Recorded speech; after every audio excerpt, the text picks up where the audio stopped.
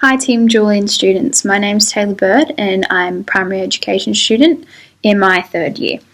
I'm currently on my professional experience in a year 3 classroom and I've really been enjoying myself so far.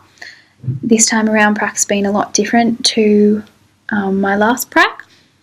My last prac I was in a public school, this time I am on a very small Catholic school. Which is quite multicultural. So, for example, my class consists of students that come from, that have backgrounds such as from India, Vietnam, Lebanon, Brazil, China, Indonesia, Ireland, and many more. One student in particular has just moved from Brazil, so her English is not very good. She does speak some English, but it is very limited. This does make it difficult for class activities or trying to communicate with her because she doesn't understand everything you're saying.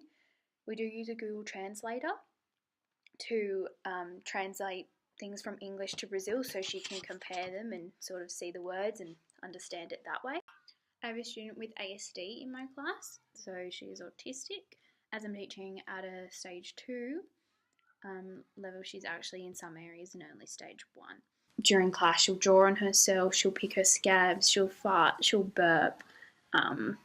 She'll bleed at least once a day from either picking her scabs or having a nosebleed from picking her nose.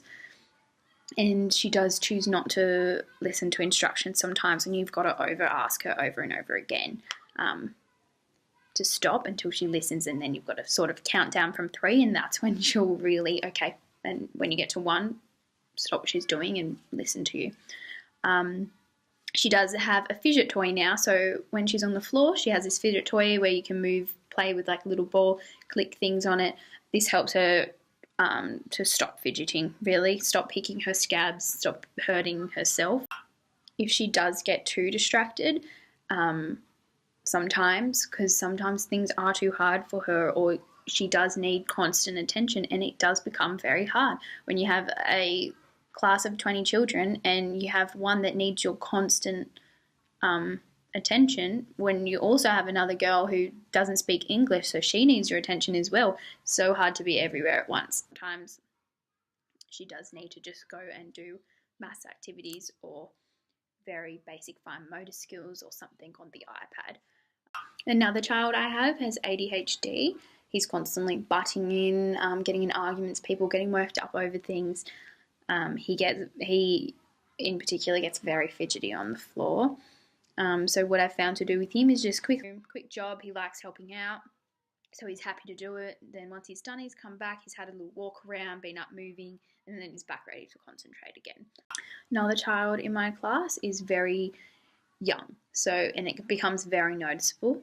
He will cry at least once a day, and when I mean cry, hyperventilate, bawling his eyes out. The situations with him have just been, he's gotten out in handball, or 2 boys are sharing a book, and he'll come and claim they're bullying me, they're purposely leaving me out, when I know for a fact they're not purposely leaving him out.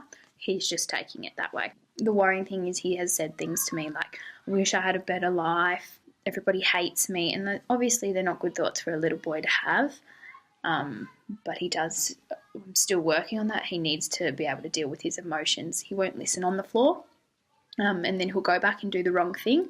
Even though I've tried to get him to understand, I'll go over the instructions. I'll specifically ask him, what's the first thing we need to do when we go back to our desk? Even though I've got him to answer, he'll still go back and he'll still do the wrong thing. Then when you address him and say, that's not what you're supposed to do, remember we were supposed to do this, he will just start bawling his eyes out, crying. This will happen nearly every day though. Even though you say, it's okay, we can fix it, it's alright, but you just need to try and listen.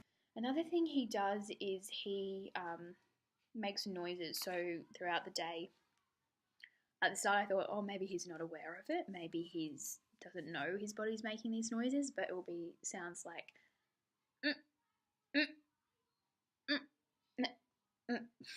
sorry for the sound effects, but that's what he does. And I thought, okay, maybe he's not aware that he's making these noises, but I've become to understand that he is aware. So it's definitely Not sure if he's doing it on purpose or why he's making these noises, because he acts like nothing's happening. I'm just not, haven't figured that one out. It's a bit strange.